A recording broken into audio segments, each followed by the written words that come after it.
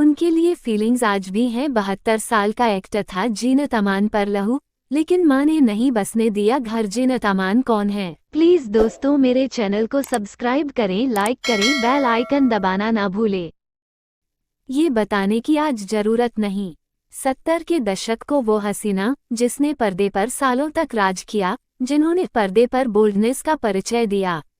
वो एक्ट्रेस जो अपने ग्लैमर और एक्टिंग की दम पर सिनेमा पर लाखों दिलों की रानी बनी। इस रानी पर लट्टू देश का पहला मिस्टर इंडिया भी हुआ करता था।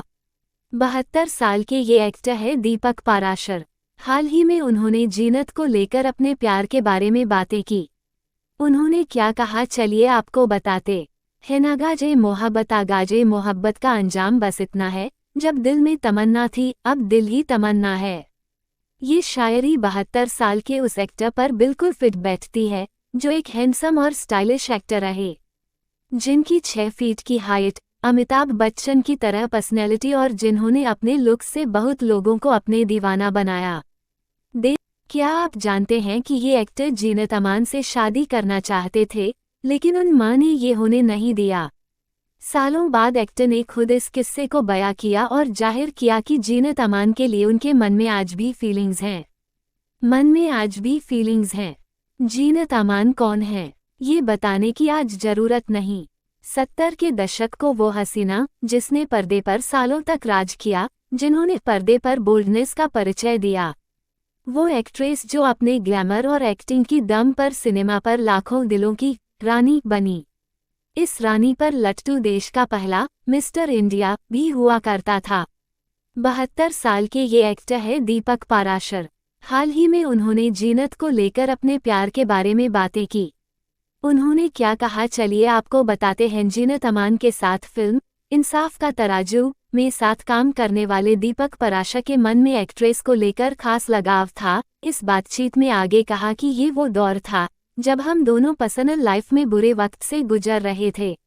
जीनत अमान और मैं दोस्त थे और हम अपने सुख दुख एक साथ शेयर करते थे।